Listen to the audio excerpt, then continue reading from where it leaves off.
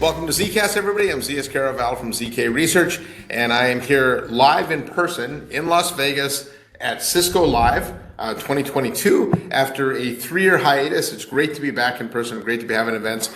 I am joined by Jay Patel, the GM of Cisco Cpas, which stands for Communication Platform as a Service. And so we're going to be talking Cpas, obviously.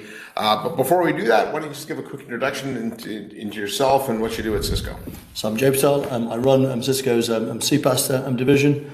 Previously, I was the CEO of IMI Mobile, which was a business that Cisco bought just over a year ago. To bring Cpas into the company. Bring Cpas into Cisco and into Webex.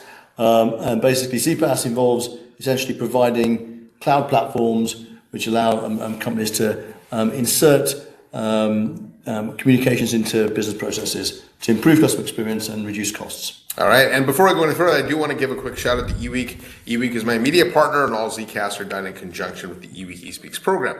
Now, Jay, there's been a kind of a precipitous rise in the interest in Cpas, especially since the pandemic began. Why is that? What's it doing for us that we couldn't do before? Well, obviously, the pandemic created an incredible load on businesses to use digital channels because essentially people wanted to communicate firstly inbound to get customer service, and therefore call centers just could not handle some of that volume. Digital channels could handle more volume, and also at the same time companies have been using Cpas to do lots of broadcasting outbound emergency communications, letting customers know about outages, letting customers know about shop times, and essentially using the tools to communicate more with customers during this pandemic period.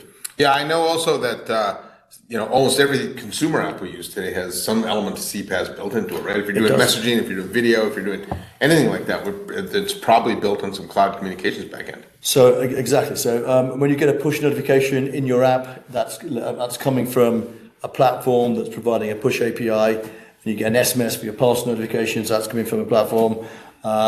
When you're interacting with a chatbot, that's also something that can be built on Cpas platforms. Yeah. Now the alternative is what? That if I wasn't using Cpas, I'd have to rack and stack all my own equipment, have access to APIs. You'd have to do a lot of coding yourself.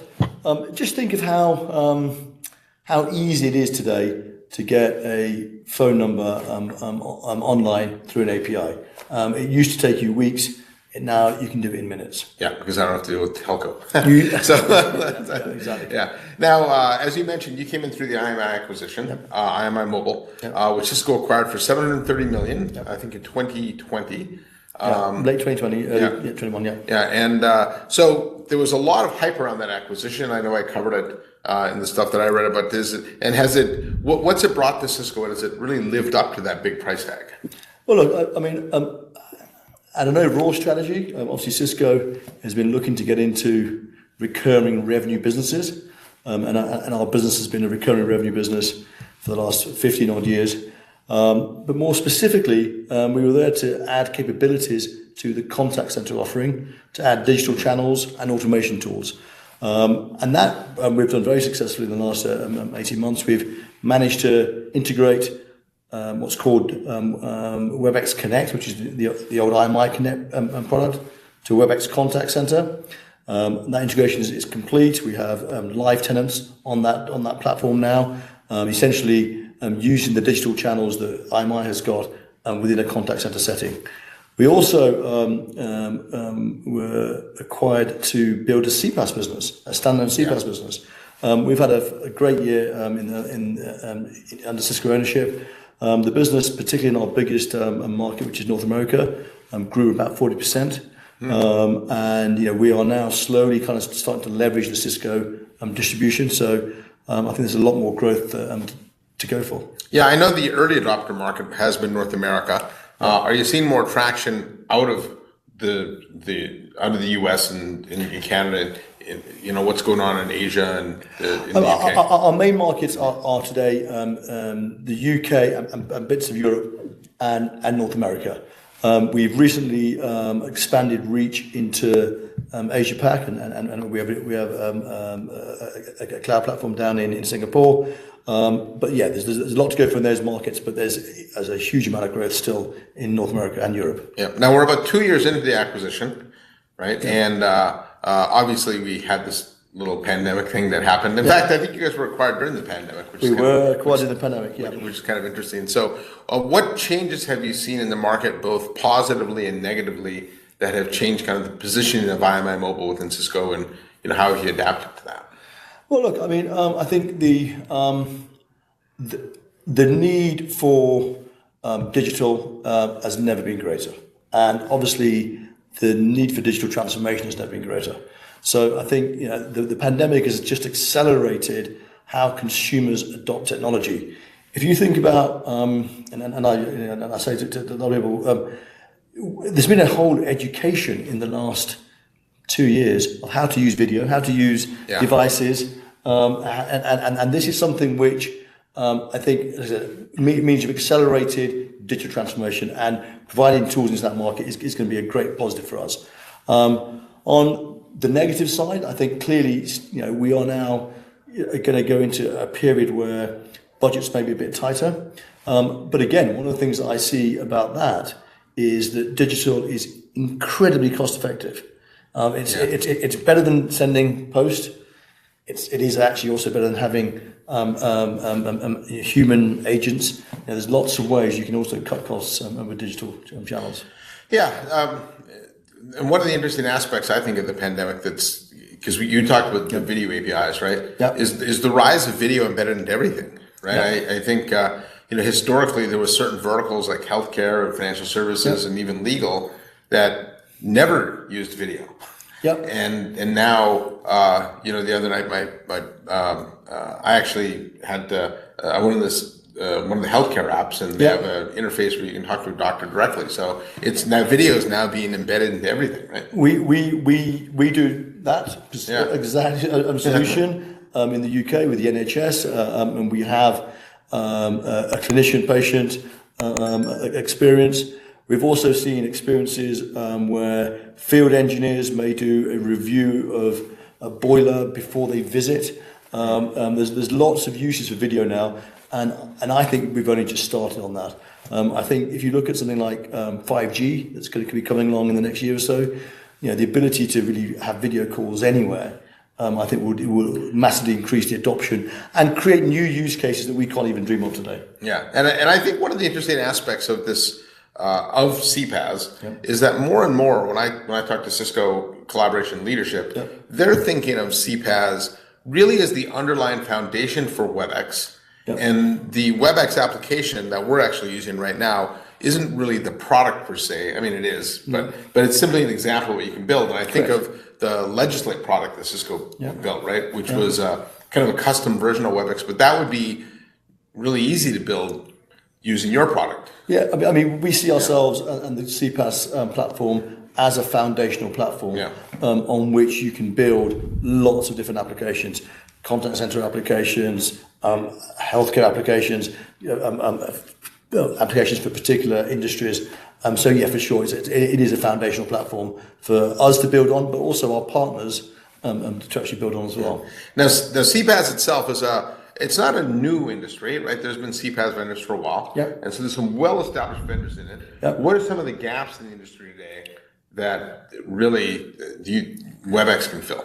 Well, I think the gaps historically have been that there's been a lot of platforms that have APIs and essentially give API tools to developers.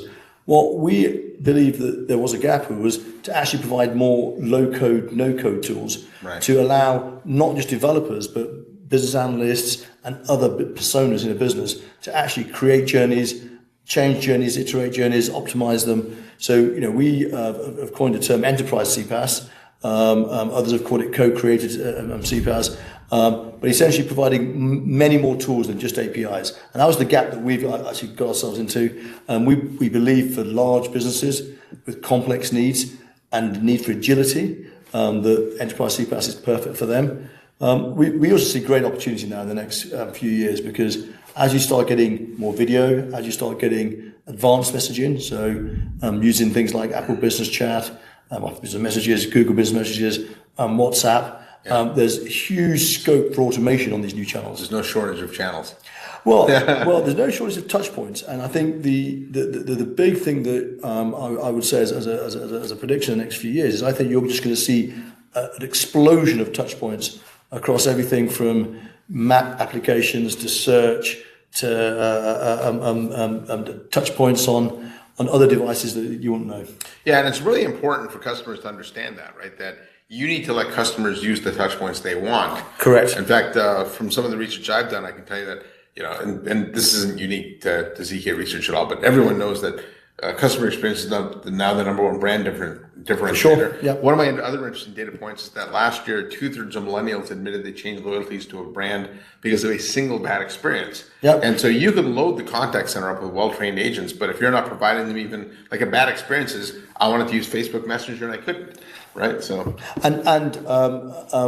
well, we did our own research where also I think the question was the influence on using a brand again. And customer experience and price were virtually neck and neck. Yes. Right. So, we believe customer experience is the battleground. The thing that I would say in general, though, is executives don't have as much time to get these things right. So, the average tenure of an exec isn't that long. Yeah. Right. So using tools that give you agility and get going quicker is, we think, a no-brainer. So customer experience is the battleground. Cpas provides quick, agile tools. We do, others in our market do as well, clearly. Yeah. And I think there's no excuse for just getting going and improving customer experience. Yeah, the enterprise CPaaS piece that you talked about is interesting because if you look at other major applications, CRM, things like that, they've already made that shift to what the industry's largely been calling composable applications, where it's a combination of traditional development, packaged apps, APIs, and low-code, no-code. And so what low-code, no-code does, and so for this audience, with communications, right, this concept of low-code, no-code might be a little bit new, but it lets line of business people actually create apps without involving the developer. Correct. And especially simple flows. So we have a platform in which you essentially take what we call nodes, you put them onto a canvas, and you assemble the logic you want. And then in each node, you can program the content you want to show.